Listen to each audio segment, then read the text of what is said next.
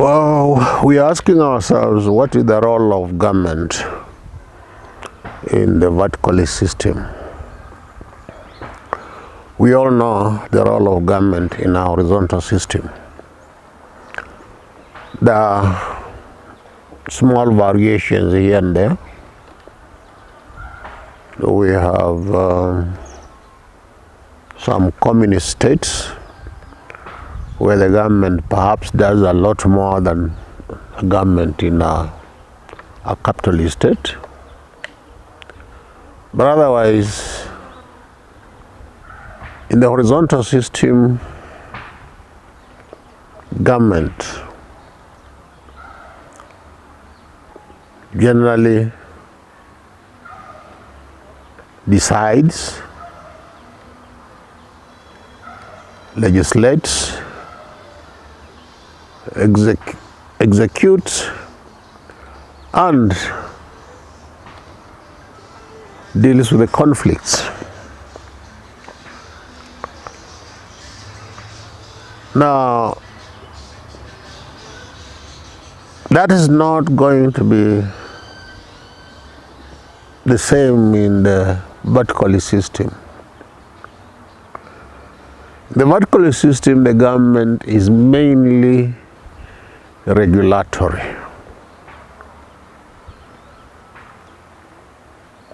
Mainly regulatory, and to do the very, very few things that is almost impossible for individuals, whether in partnership or alone, are able to do.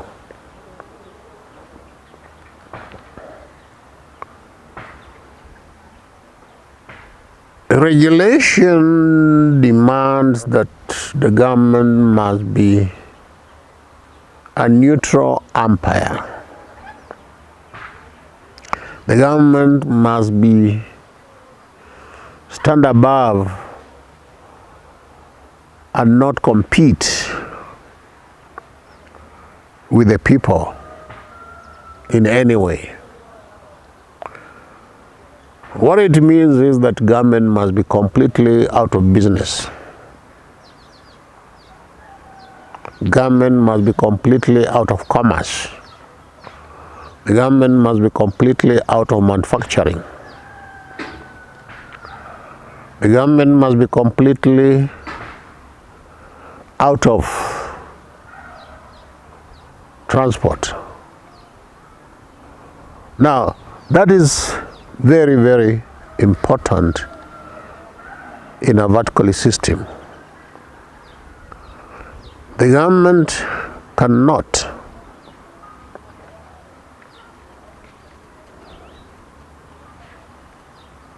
for example, own properties in the vertical system. Unlike in a horizontal system, where we have the government owning forests, the government owning rivers, the government owning parts of the oceans, the government owning buildings, owning wildlife, owning land. We are saying in the vertical system the government would not own these things. The government's role would be purely regulatory. We are saying the totality of land in a state will at a given time be shared equally between the citizens of that country. What does that mean? That is very, very important, because it means that in that country, the role of the government will be very, very crucial to ensure that land is used for the purpose for which it is allocated. If, for example, we have talked about forest land, we have talked about forest land being given out to individuals, but it must be used as a forest, not converted to something different, except when it's absolutely necessary and the government, being an independent umpire, has determined that yes, it is necessary to change the user of this land. If land is allocated as a road, it will be the role of the government to ensure that that land is used as a road.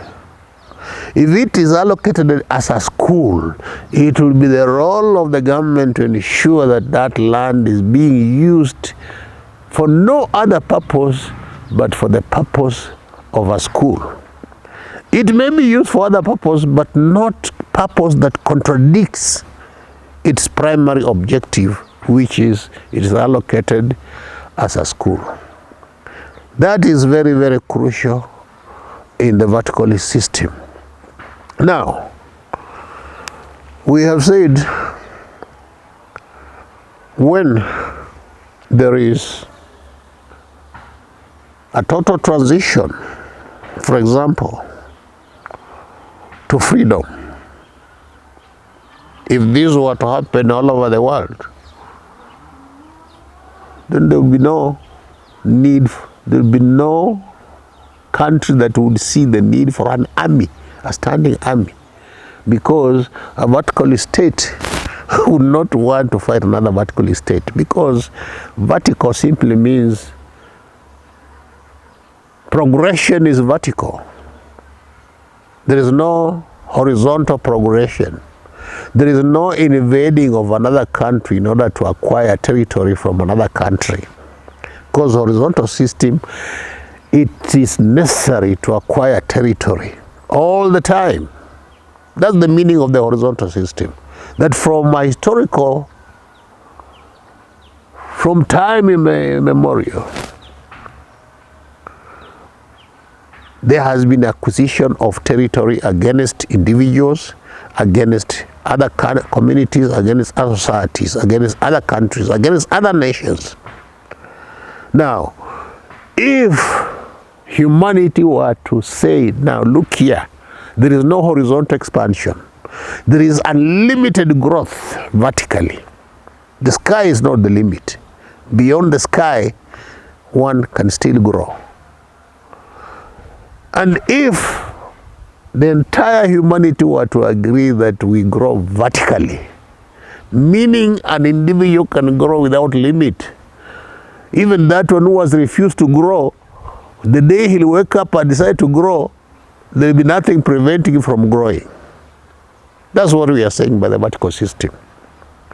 If the whole humanity were to say that we want the vertical system in place, what would people be fighting for? What would people be quarreling over? There would be no energy wasted in fights.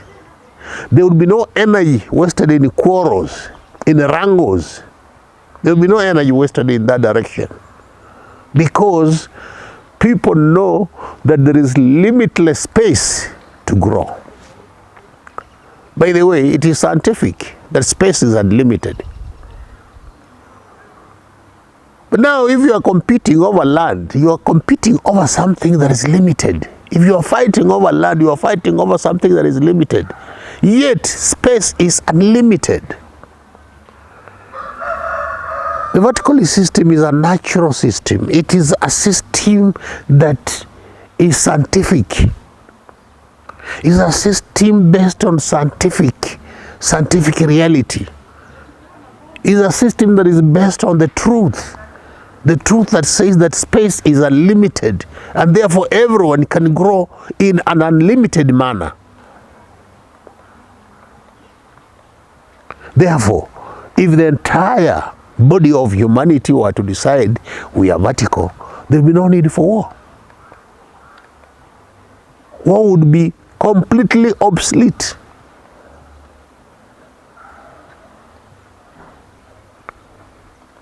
only sick people would be fighting. Only sick people would be quarreling over anything. Because each one of us is doing what they love doing. And therefore, so what we are saying is that the role of the state will continue diminishing as verticalism expands. As verticalism spreads, the role of the state would be reducing.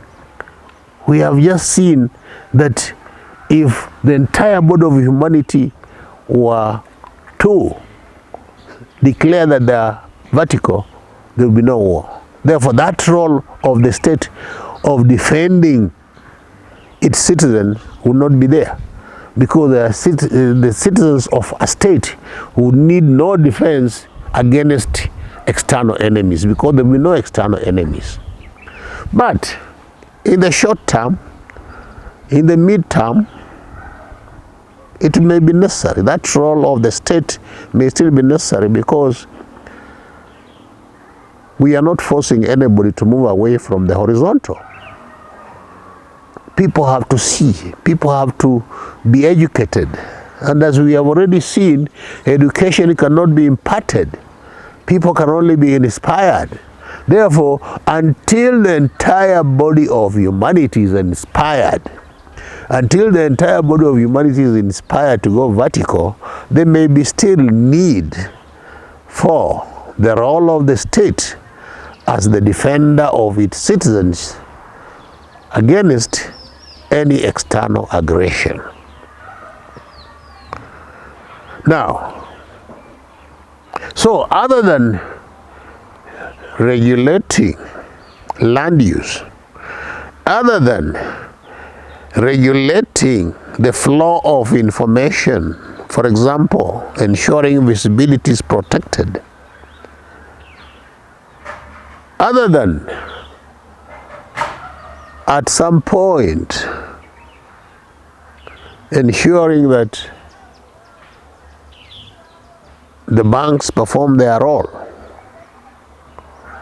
and that service to humanity is properly regulated, which is a very important function of the state, to ensure that everyone has an opportunity to render service to humanity in exchange for schooling. Those are the roles of the state. Another role of the state would be to deal with offenders. We have already seen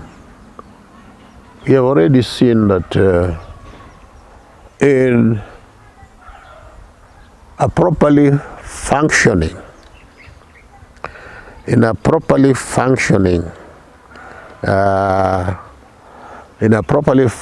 vertical state, we have already seen that crime will be a thing of the past. We have already seen that in a properly functioning vertical state, corruption will be a thing of the past.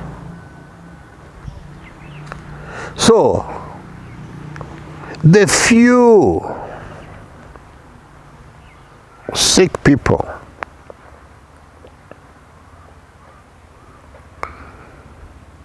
that would offend, those are the few people that the state can deal with, ensure that they receive treatment, because the causes of poverty, the major causes of poverty we have identified is the land market and the labor market. But those two markets have been eliminated, meaning that the major causes of poverty have been eliminated. And once the major causes of poverty have been eliminated, crime will reduce to the minimum. As we have said, crime will only be committed, and it will not be called crime, because it will be a sickness. It will be something arising out of sickness, not out of necessity.